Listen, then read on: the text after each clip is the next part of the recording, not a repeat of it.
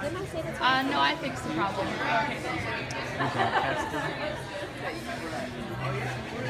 Good morning.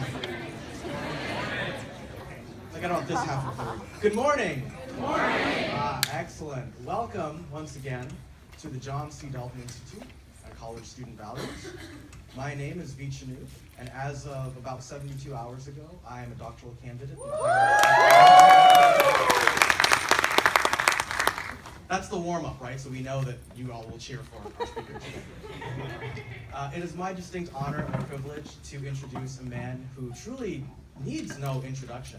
And we were talking earlier over the weekend about some of our shared history in terms of mental health counseling and counselor education. And so I warned him that part of what I was going to use as his introduction involves some of his early childhood background. And for those of us that are doctoral students, some of his doctoral work as well. So hopefully you will hear some things that you would not be able to learn about our speaker from just reading the biography in the handbook. You know I get the last word. And I'm sure he has some words to share about me as well.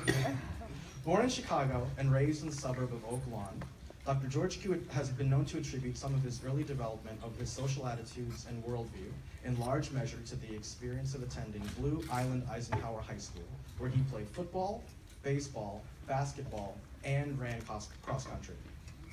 Under the advisement of one of his teachers and coaches, Dr. Koo attended Luther College with the intent of becoming a high school teacher and coach himself. While at Luther College, he demonstrated undergraduate engagement. Come on, that's a joke.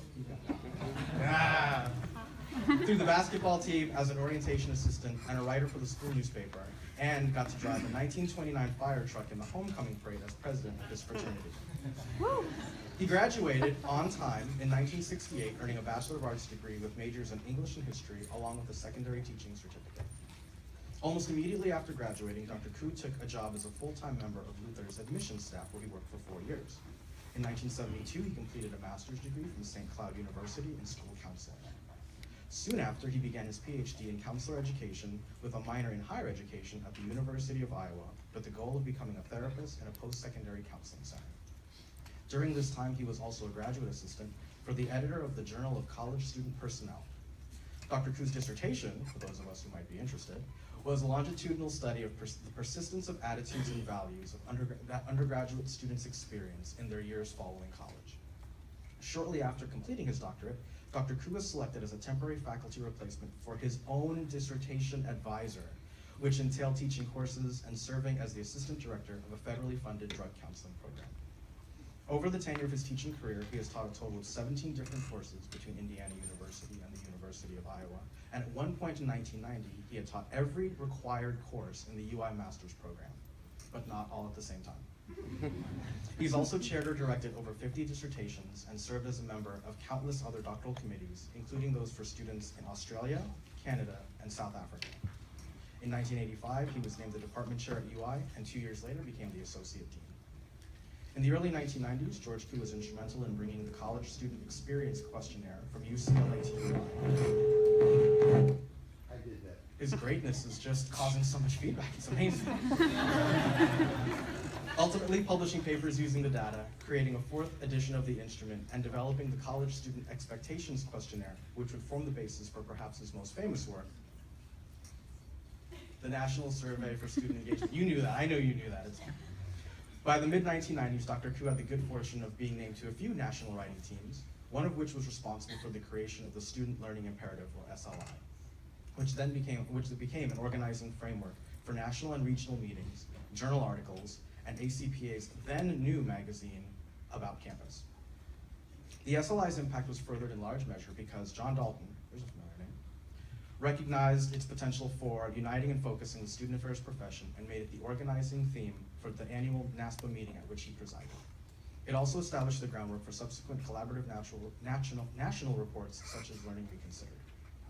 In the late 1990s, the Koo Charitable Trust set forth an agenda to create a tool that colleges and universities could use to determine the degree to which students were exposed to good practices in undergraduate learning.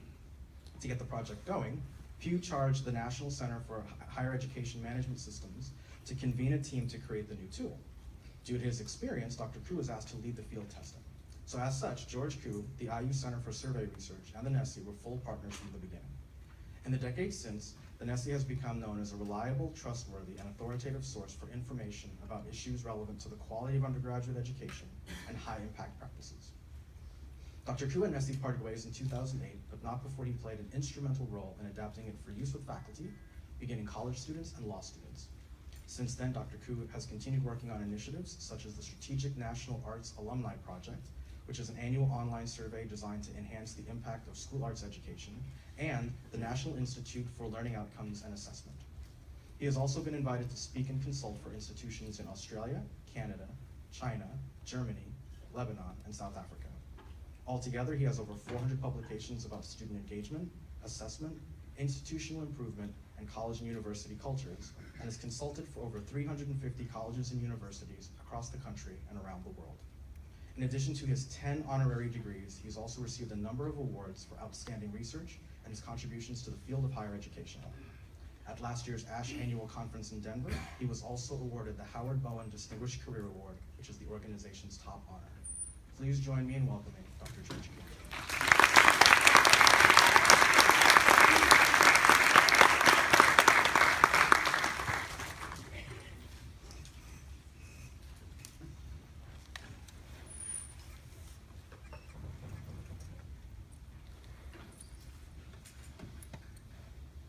It's dark up here.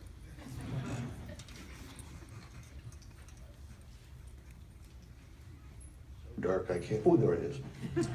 Well, good morning. Well, that sounds really loud to me. Am I too loud? No, well, you're all asleep apparently. All right, I'll try to be, I'll try to modulate my voice, which isn't an easy thing for me to do. Thank you, Dee, for the eulogy. So glad I'm still here to hear it. You know what they say, any day above ground's a good day. I'm delighted to be here. This is my fourth Dalton Institute, and you think they would have learned by now not to invite me back. So, you know, I think at every point in history, people think it is the most complicated, the most complex, very different, more challenging than at any previous point, right? And I was thinking about this when John, Dalton, and Mary Coburn and the other organizers of this event got together 10 months ago or whatever it was and laid out the theme for this meeting. I can't imagine that they actually anticipated how timely it would be at this particular moment. And not just for us, but for students, faculty, staff, and countless others, parents, policymakers, everywhere around the country. People are expecting us to figure out how to manage and use appropriately the energy coming from student activism. And when they set forth the agenda, some of you may remember this if you looked at the call for proposals like I did. Mm-hmm. They put forth some, I thought, pretty powerful probing questions that they had hoped would shape the agenda for our time together. And you can see them, some of them up here. You know, should the college and university be responsible for civic engagement, for fostering social activism in an appropriate way? And the historians in the room know that this has always been somewhat contested terrain. And in most instances, our schools pay only lip service to the issues of ethical reasoning. You'll find it in almost every catalog. I mean, I'll go back there in a little bit. But we don't, for example, we don't offer a major in ethical reasoning. Maybe something close. And if you don't offer a major in it, it probably doesn't. Thanks for that. Those minimal encouragers, I appreciate it. Coming out of counselor education, we were all over minimal encouragers, the forward, trunkling. Anyway. So what are our appropriate roles? Faculty, staff, librarians, when it comes to activism? And where's the guidance for navigating the fine and often blurry line, right, between empowering student voices and yet maintaining a safe, civil, just, welcoming academic community? And then this last point, this is the animating question for my time with you this morning. with student activism, working with it in an appropriate way, how do we serve the multiple purposes of higher education? What are the right things to do, and how do we do them well? So I've said this to a few people. Every time I come to the Dalton Institute focused on values, I have to admit to being an imposter in some ways. Not that I've lived a sordid life, don't misunderstand me.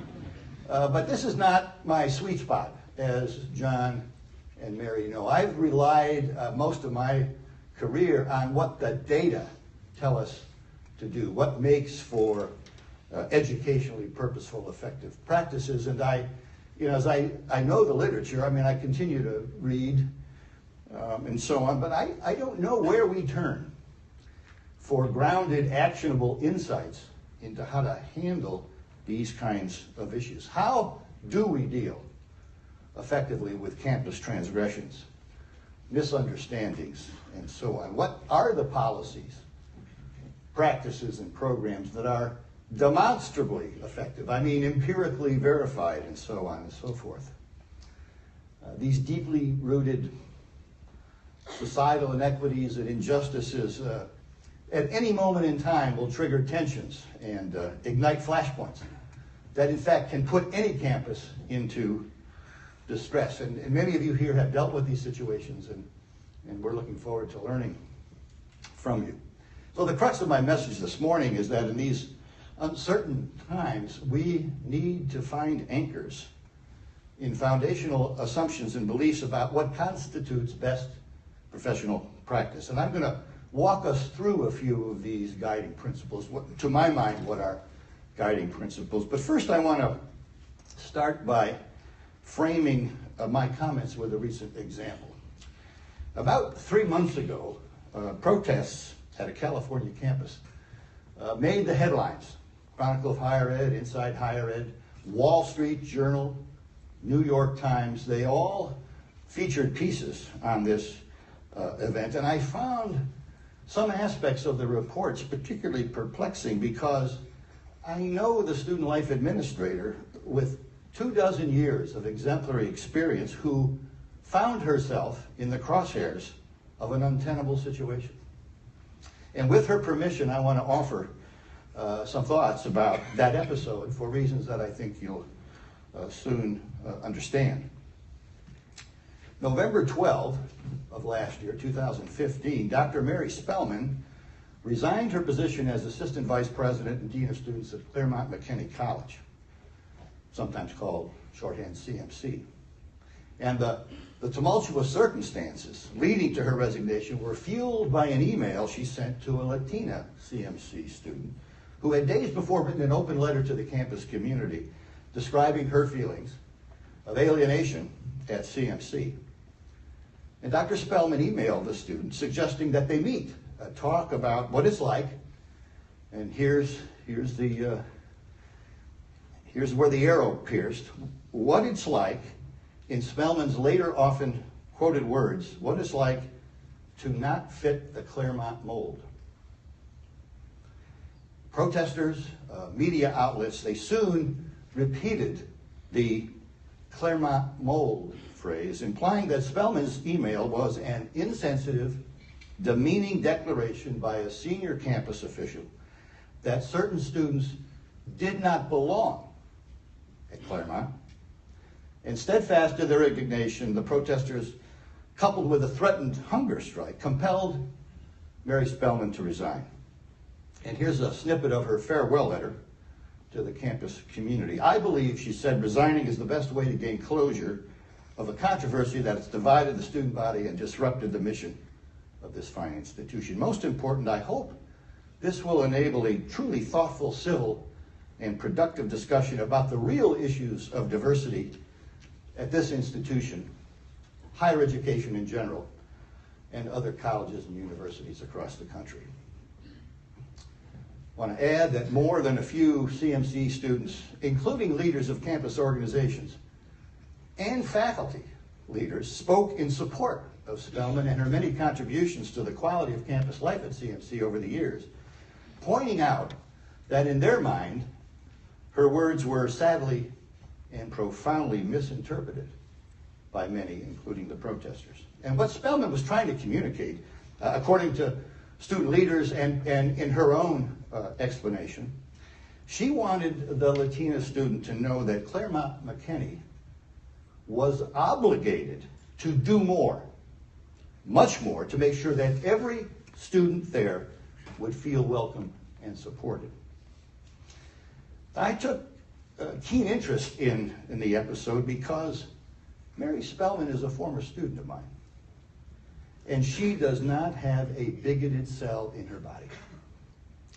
And of course, there's more to every story, this story too. I'm not here using the example to impugn the motives of the protesters, though, like in many such circumstances, some of whom were outside agitators to take advantage for whatever reason, of the situation.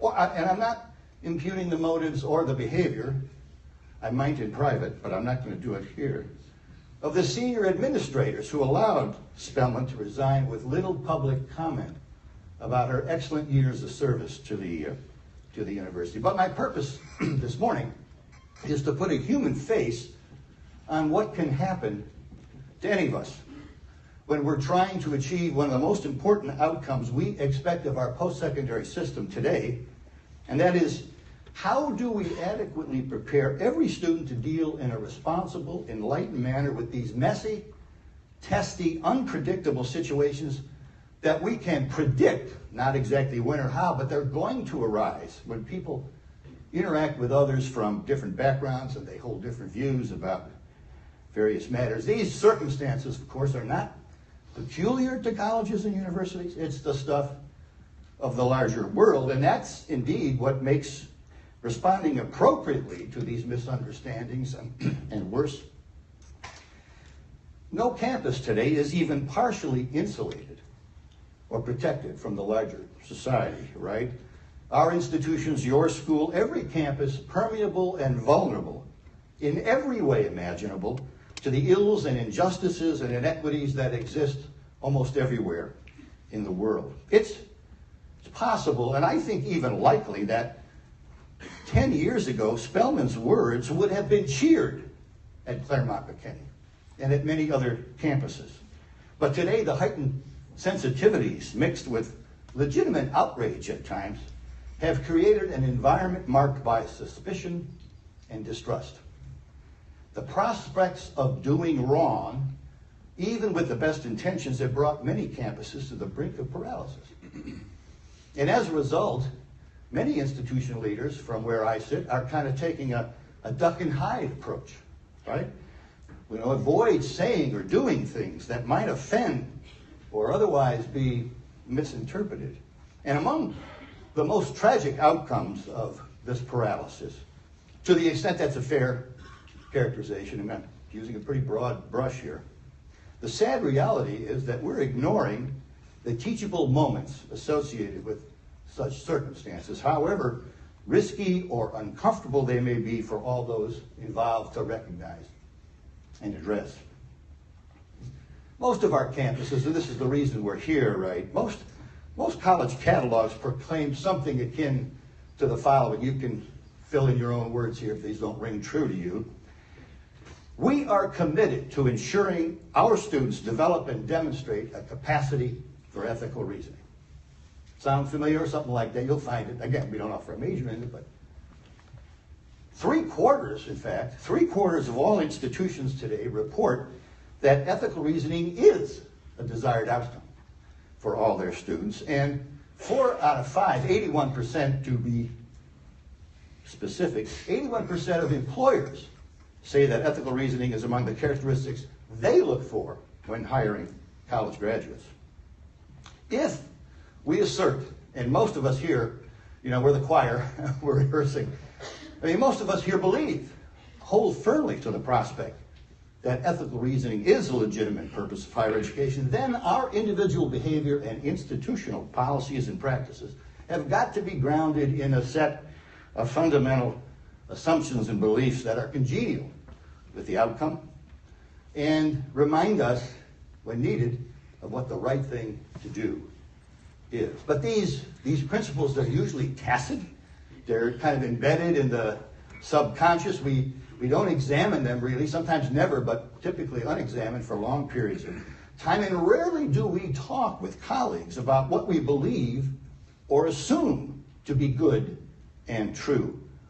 But when publicly vetted, these guiding assumptions and beliefs about our role as a societal institution, student learning, everything that is connected with it, and our individual work, these assumptions and beliefs can offer what no other source can: inspiration, confidence, and courage to do the right thing.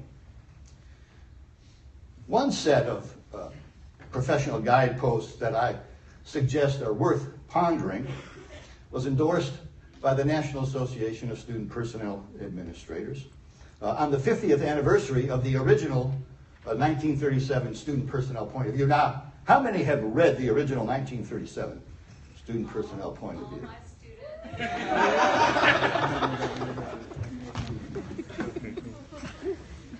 Rock on, Mary. You know,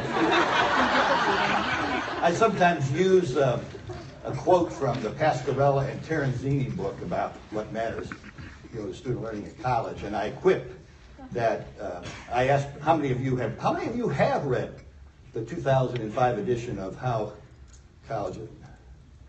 Yeah, and I say I doubt it because neither Ernie or Pat have read the whole thing. That's why it's co-authored. Anyway, so the good people who drafted that NASPA document, they did not intend their words to be whole for all time, unalterable or exhaustive. And I, in full disclosure, I was a member, proud to have been a member of that writing team. And while the ideas have, I think, stood the test of time, they've been used in a variety of collegiate settings, I've freshened them up a bit for our time this morning. And the good news is I'm not going through all of these.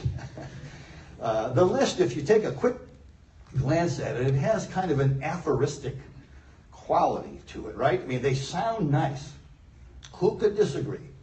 But they are far too abstract to point to concrete action, things that have practical implications. In fact, they're primarily intended to remind us why we do what we do, but they don't directly explain how to do the right thing, which of course always depends on many different factors: the local context, precipitating events, relationships, personalities, you name it, historical trajectory. We could go on and on and on. But at the same time, without having some of these guideposts, the path to ethically and morally responsibility, these actions, that path is perilous. It's littered with potential pitfalls, missteps, and even contradictions.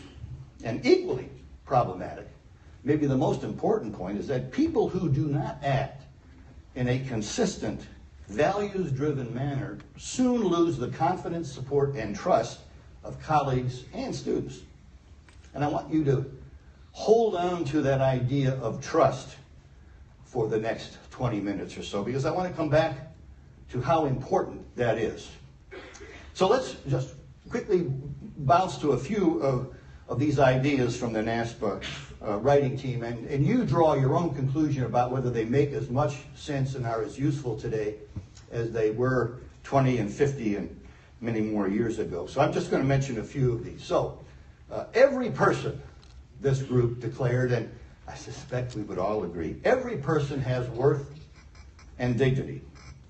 It is imperative, these folks wrote, that students learn to recognize, understand, and celebrate the wide range of human differences: race, religion, age, gender, culture, physical ability, language, nationality, sexual orientation, lifestyle, and the list goes on. There's ample evidence, you know it, from the research in our own work in higher education and also from the for-profit business sector that diversity in its myriad forms is associated with many positive benefits, both for individuals and for organizations. Bigotry. Bigotry cannot be tolerated. Expressions of hatred or prejudice are at odds with the very purposes of higher education. So long as bigotry exists in any form in the larger society, it will raise its ugly head on a college campus. We must create the conditions to forthrightly confront bigotry in every form.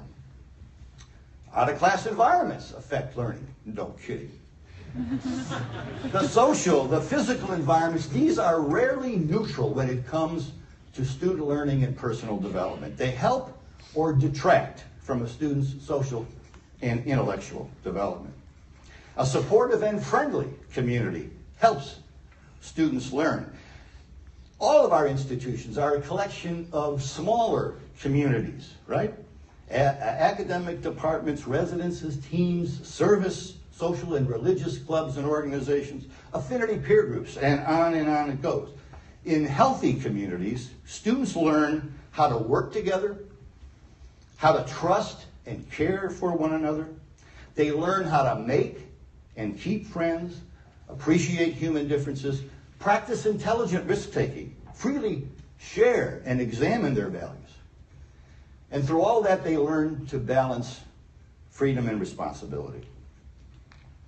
Freedom. The freedom to doubt and question must be guaranteed. Students need to be encouraged and free and supported to explore ideas, test their values and assumptions, deal with doubt and perplexity, question their society, criticize and be criticized. We must protect and ensure unfettered ideological exploration. And last, for now, students are responsible for their own lives. Students learn responsibility when they bear the consequences of their actions and inactions, provided they are in an environment marked by caring, challenge, and support. This includes, but not limited, to dealing in a forthright way with what students perceive to be untoward and unwelcome actions by others, whether they're peers or faculty or staff. Again, these foundational assumptions and beliefs, they provide a framework for explaining why we do what we do and for holding ourselves accountable. But again, they're not particularly instructive for how to do the right thing. This is where professional judgment comes in. When informed by relevant theory and research, professional judgment bridges the gap between the why and the how of our work, and it's professional judgment, grounded in time-tested foundational assumptions and beliefs, that together are keys to designing the kinds of policies, practices, and creating the conditions that induce students to participate in these things we call developmentally powerful experiences, which also then gives them practice, very important, practice in applying what they're learning to the kinds of messy, unscripted problems and circumstances they are going to encounter every day, the rest of their lives. And here's the scary part, which was mentioned last night, and you feel it probably a little every day. Every institution, your school, has the potential to be an undesirable lead story in the chronicle of higher education.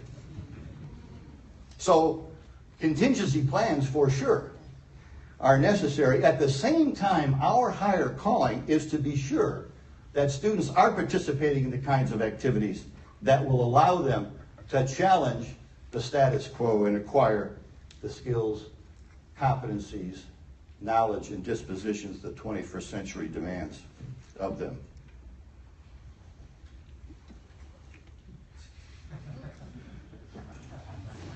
So how does this miracle occur? I've got 4 suggestions. They're just starters.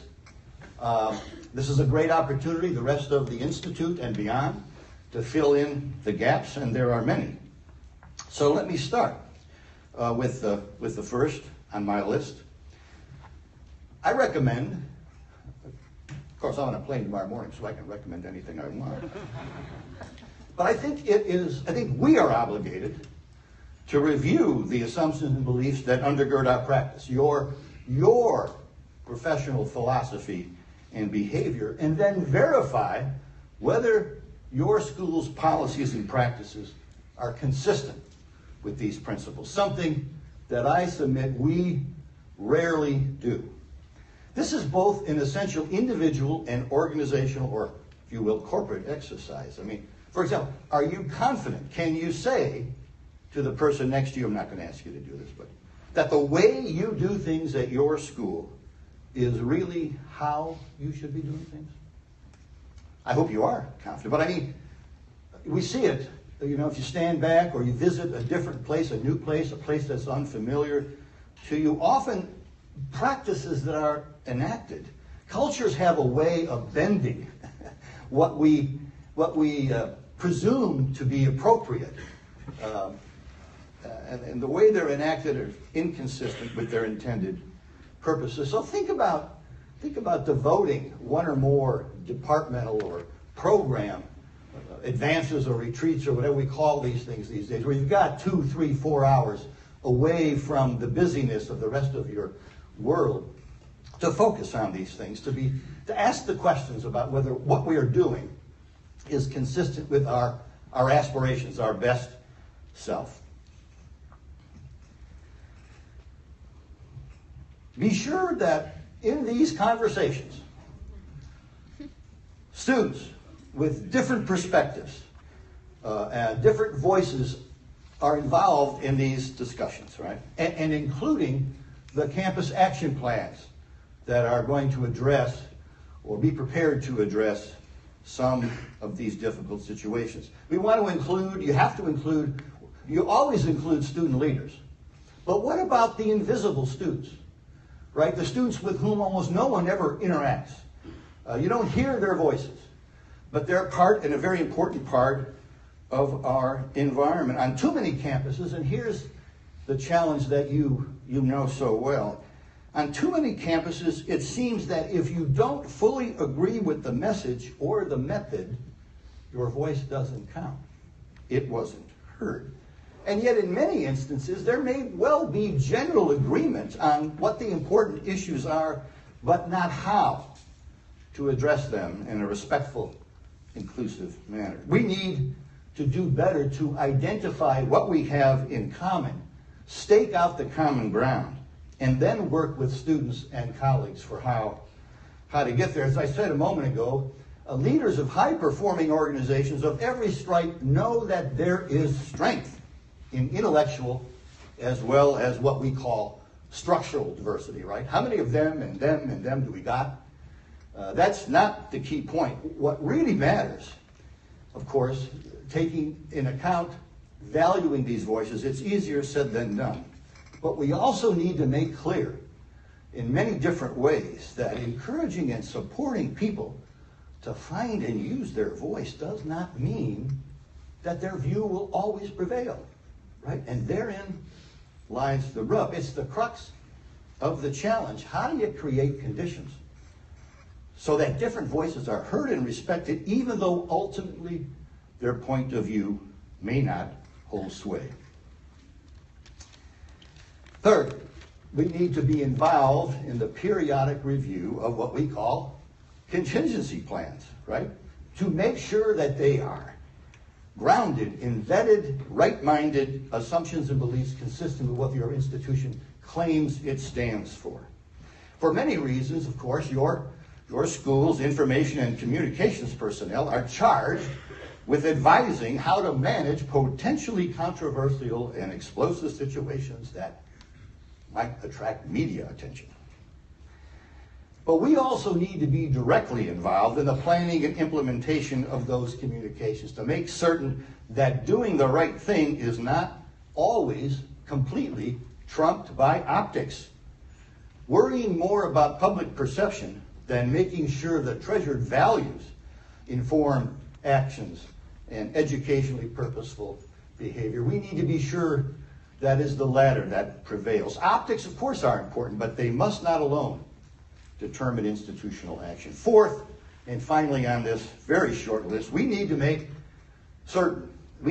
possible and certain that every student at our campus, your campus, has an opportunity, participates in one or more of what we have come to call high impact practices. One early in that first year and several more later. How many of you are familiar with this notion of high impact practices and even this list? And that's terrific. It's one of the epiphenomena now that we're dealing with in American higher education when we began to verify. We always knew that some of these things, in the gut we knew study abroad was important, and we knew that internships mattered, and those of us firmly believed, right, that the right kind of first years. Well, we now have data, more and more data about the power of high impact practices. Now, we're not going to go through them now, no time to do so, but there are plenty of now written resources, and virtually every campus here, represented here, has got these underway. How well they're implemented, who gets to participate in them, very, very important questions that you should have the answer to for reasons by the way, I just want to say that these make great holiday gifts. And they're all the documents are important. If you haven't taken a look at them, they repeat many similar themes. But this last one, assessing underserved students' engagement, is very, very powerful, especially for some of the circumstances we're dealing with today. And let me simply say that the data show that on average, students who do one or more of these benefit in many desirable ways. They learn more, they're more satisfied with their collegiate experience, and they're more likely to graduate. And the reasons are pretty straightforward. I mean, when we do these well, when they are implemented well, it induces students to reflect on the circumstances in which they find themselves. They make connections between their experiences inside and outside the classroom, which in turn, oddly enough, maybe makes their classes more relevant and meaningful. Something I call goal realization. I wish we had another 40 minutes. Goal realization, which I think is one of the primary reasons students leave school so early. They don't see anything relevant about the large survey courses they're taking, which seem to have no connection to their current circumstance or interests. In addition, participating in a HIP has very powerful, and the last paper on this chart, along with some of the early work that Pasquarello and Terenzini did, and we found in the first HIP study, HIPs have compensatory effects in that students who start college less advantaged academically, that is, their academic preparation not as strong as it ought to be. They come from first generation backgrounds, they come from low incomes. These students tend to benefit more from participating in a HIP than everybody benefits, but the less advantaged benefit even more. One of the things that is not on the list that I think has very great potential for our work with students is figuring out how to turn campus work into something akin to a high impact practice. It's not on the list now, but we have experiments going on around the country. The poster institution for this work is the University of Iowa, which has been systematically including students in structured conversations about how their work in residence halls, health service, campus information center, food service, 2,800 students now employed in the Division of Student Life go through these kinds of structured, let's call them focus groups, where they are asked to, in a 30, 40-minute session in the company of a small group of peers, talk about what they're learning in class and how they're using it on the job, and vice versa. Now, if we had more time, I'd go into a greater soliloquy on this. Because the first few conversations, you get these it's like, the introverted physicist, how am I using what I'm learning on the job? And I have no clue what you're talking about. Don't bother me. Let me go. How much time is left in this set? But in 2 or 3 of these sessions, when they hear their peers talking about one snippet, a second snippet, the proverbial light bulb goes off. And And just like what happened when William Perry did his classic interviews, right, with students at Harvard to see how they changed over the course of 4 years, in between these conversations, students are now thinking about and practicing one of the most important outcomes of the post-secondary experience, thinking about their own thinking. Radical idea. Making connections in their own time and place about what's happening to them. Very, very powerful stuff. And so Iowa, has gotten data. If you don't do anything from this session this morning, go to the Iowa Grow website. Just go to the University of Iowa website, type in all caps GROW, and you'll go and you'll see the data that they're collecting on students who had this kind of experience compared with students who've not had these kinds of conversations. It's pretty powerful stuff. 60, the red stuff is, the red I get statistically significant, which is very important. Yeah, but look at this. I wish seeing connections between job and schoolwork was even greater, 85% maybe, but there's a huge gap. This is early on, students getting the experience, practicing, thinking about what's happening to them. And here's another, because of the job, I'm able to work more effectively. And finally, they have a long list of outcomes here. I won't bore you with those details. And there's one more reason that I think HIPs warrant our time and attention and getting students involved in them. Students who participate in a high-impact practice come to know one another well, because these are almost always small group kinds of, I don't want to call them small group activities, but typically there are multiple students involved in these things, whether it's a service learning course or study abroad. Of course, the first year seminar with 22 peers. That's the power of a first year seminar. You keep it small. And so every student knows at least 20 more students well, people who are not typically in their affinity group. And they get to know a teacher well. And if we have a peer preceptor working with that first year seminar, which I strongly advise, then there's another person, an upper division student, that they get to know well. And these are the kinds of relationships that are the basis for building trust with one another, with faculty, with staff. Trust. Healthy, respectful, developmentally powerful communities are based in large part on trust. Is there a more important factor in our work with students and colleagues than trust? I don't think so. It's not the only condition that matters. Simple competence is really important too.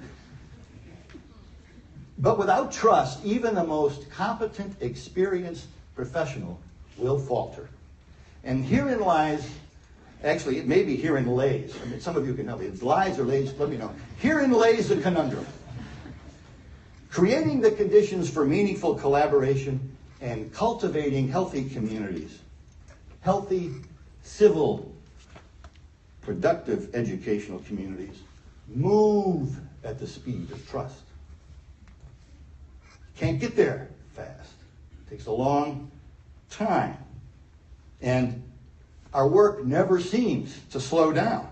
The world doesn't slow down. We never give up anything. We only add more. Relationship building with students and colleagues then is getting short-changed. We have too much suspicion, not enough trust, and we got to reverse this trend.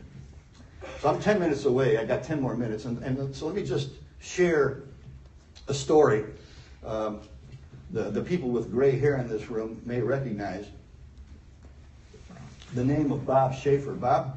Robert Schaefer was dean of students at Indiana University between about 1957 and 1969. Now, those of you who know your history will remember that that was a period of substantial civil unrest in the larger society, as well as challenging times on college campuses.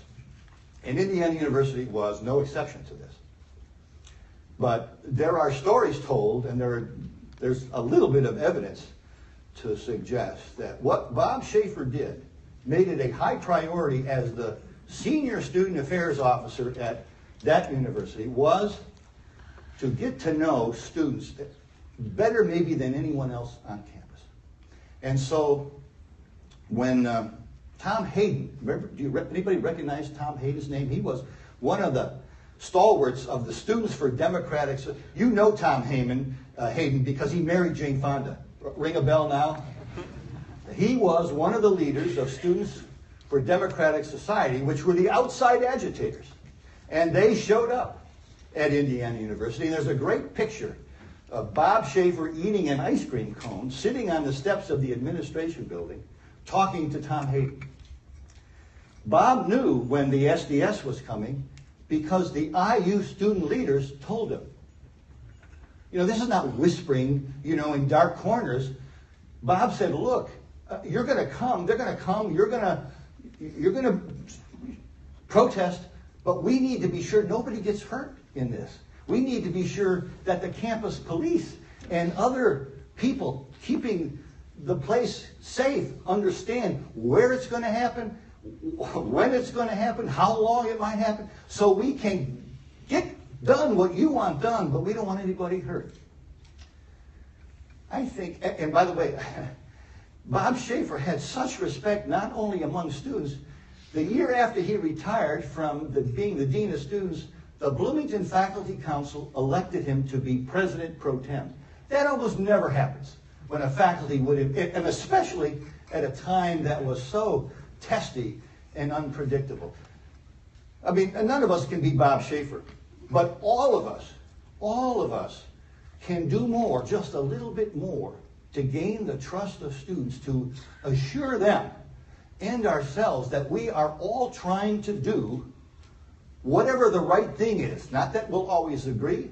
There'll be differences of opinion, to be sure. So, obviously by now you know that I don't have any answers for you. And there's no single surefire formula for how to create and sustain the kind of healthy communities we're talking about. But we do have these time-tested assumptions and beliefs that we can use as guideposts, right? From which we can draw courage and confidence so that we can ensure students, our faculty and staff, colleagues, parents, policymakers, everybody else out there, that our actions are educationally and ethically purposeful. And so I'm going to close with where I began. I mean, there are lots of reasons why the circumstances that we face today are more complicated than at any previous period. The differences between actions that are perceived to be right or wrong are riddled with ambiguity and complexity. So I am convinced that our work has never been more challenging. At the same time, what you do and how well you do it has never been more important. So I thank you for doing your best.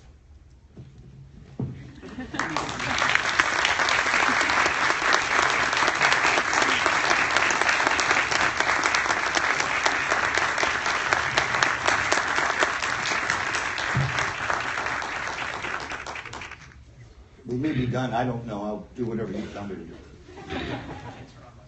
Well, you can't, that's true.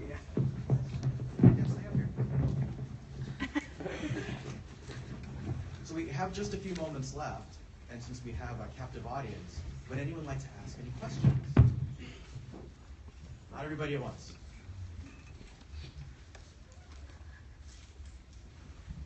I think everyone at once has spoken. Out. Yeah, hi.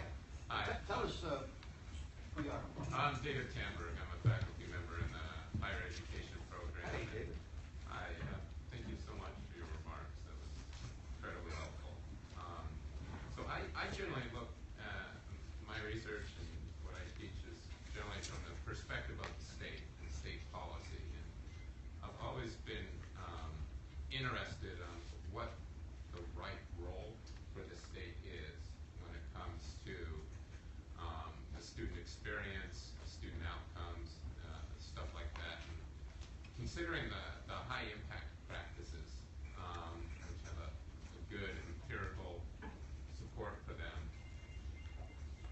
feel that there is a role for the state in ensuring that students are given the opportunity to be exposed to those kind of practices?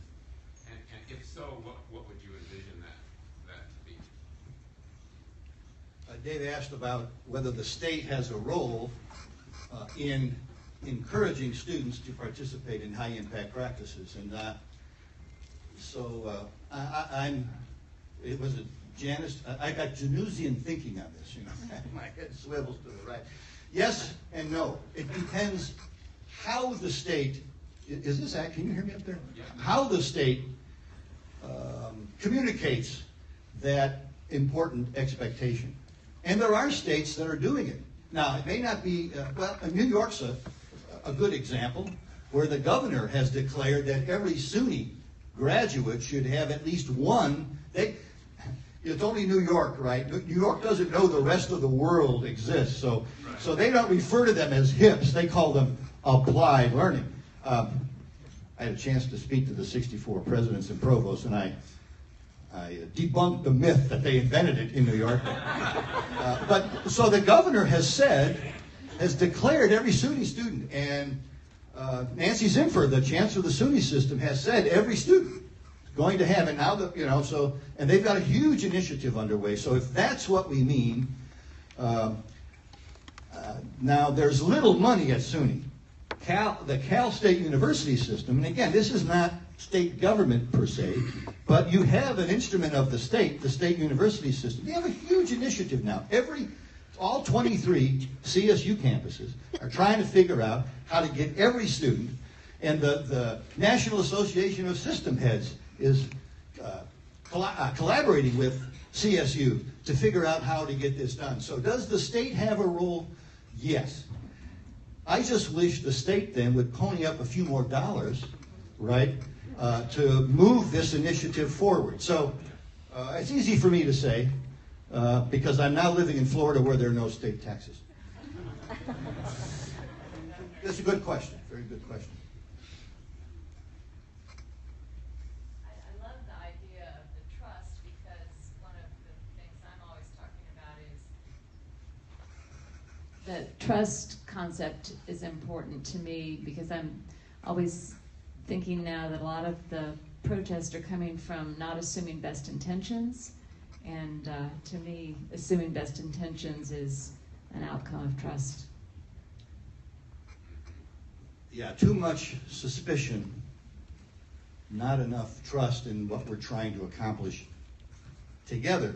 But there's the other side of that is, if we're not listening, we're not going to hear some very important suggestions that we get caught up, we spin these cultural webs, and we get caught up in thinking that it's all right here. And some of us, last night, we heard a little bit about, being scared, both about who I am as an individual, but about ourselves as professionals challenging what currently exists. And I'm not saying this is easy work, slippery slopes everywhere. Perplexity and complexity are everywhere, but we need to take a little time away from the handheld and other distractions and spend more time together openly, not easy to do sometimes, being forthright about what it is we think our business is and how we might do it better together. Thanks very much.